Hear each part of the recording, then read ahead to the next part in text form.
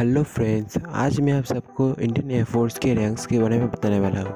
अक्सर बहुत से डिफेंस एक्सपीरियंस को इंडियन एयरफोर्स के रैंक्स को लेकर बहुत कन्फ्यूजन होता है और इसीलिए वो इंडियन एयरफोर्स को ज्वाइन नहीं कर पाता, क्योंकि बहुत से डिफेंस इंटरव्यूज़ में इंडियन एयरफोर्स के रैंक्स और इंसिग्निया को पूछा जाता है।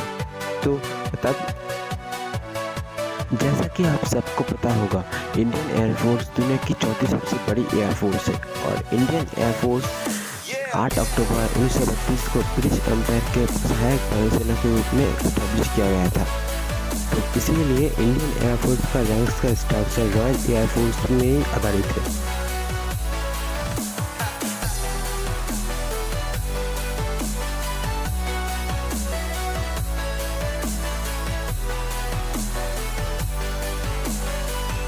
इंडियन आर्मी की तरह इंडियन एयरफोर्स में भी रैंक्स को 3 भागों में डिवाइड किया गया है। सबसे पहले आता है कमीशन ऑफिसर रैंक, उसके बाद आता है जूनियर कमीशन ऑफिसर रैंक और फिर आता है नॉन कमीशन ऑफिसर रैंक। तो शुरू करते हैं कमीशन ऑफिसर रैंक्स में। कमीशन ऑफिसर रैंक्स में 2 डिवीजन होता है। पहला होता है फ्लाइंग ऑफिसर रैंक और दूसरा होता है flying other rank. Commission officer ranks में सबसे हाईएस्ट रैंक होता है marshal of the Indian air force का। Marshal of the Indian air force के एक 5 स्टार रैंक होता है और marshal of the Indian air force आज तक सिर्फ एक ही रहे हैं, marshal of the Indian air force Arjan Singh.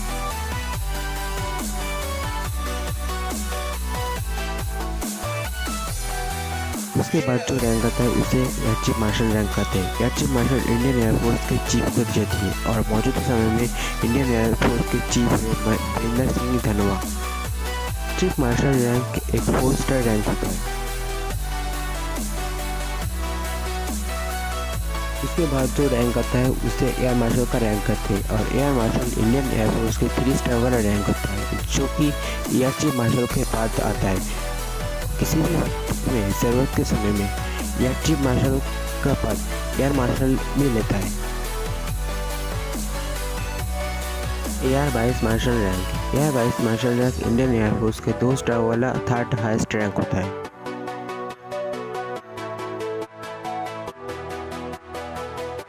Air commander rank. Air commander rank Indian air force के 1 स्टार वाला रैंक होता है और इंडियन एयरफोर्स के फ्लाइंग ऑफिसर रैंक्स के आखिरी सीढ़ी होता है। Group captain rank. Group captain rank Indian air force के फ्लाइंग अदर रैंक्स में सबसे हाईएस्ट रैंक माना जाता है।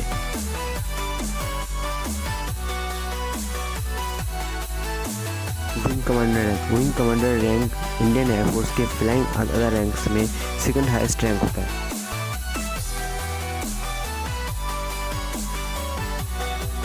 Squadron leader. Squadron leader Indian air force के एक स्क्वाड्रन का लीडर होता है और स्क्वाड्रन लीडर किसी भी ऑफिसर्स के लिए सीनियर होने का दूसरा सीढ़ी माना जाता है। Flight lieutenant rank. Flight lieutenant rank Indian air force में किसी भी ऑफिसर को सीनियर होने वाला पहला सीढ़ी माना जाता है। Flying officer rank. Flying officer rank commission होने के बाद दी जाने वाले सबसे पहला रैंक होता है, या फिर कह लो एक फाइटर पायलट की जीवन की शुरुआत इसी रैंक से होती है। कमीशन ऑफिसर रैंक के बाद आता है junior commission officer rank. Junior commission officer rank में सबसे हाईएस्ट रैंक होता है मास्टर वारंट ऑफिसर का।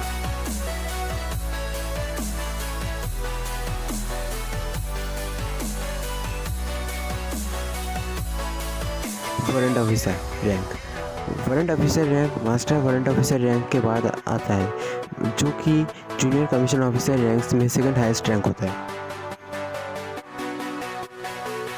Junior warrant officer. Junior warrant officer rank warrant officer के बाद आता है, जो कि जूनियर कमीशन ऑफिसर रैंक्स में 3rd हाईएस्ट रैंक होता है। इस रैंक को जूनियर कमीशन ऑफिसर रैंक के आखिरी सीढ़ी माना जाता है। इसके बाद आता है non commission officer rank. Non commission officer rank में मेनली 3 रैंक आते हैं, सार्जेंट,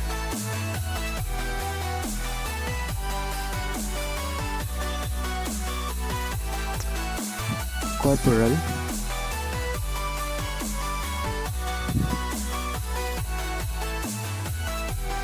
और लीडिंग एयरक्राफ्ट मैन आता है।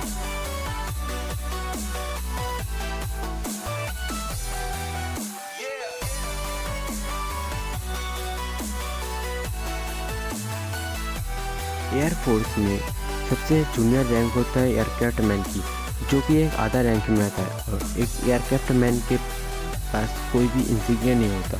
तो ये थी इंडियन एयरफोर्स के रैंक्स की स्ट्रक्चर। अगर आपको सुझाव और सजेशंस देना हो तो कमेंट सेक्शन में जरूर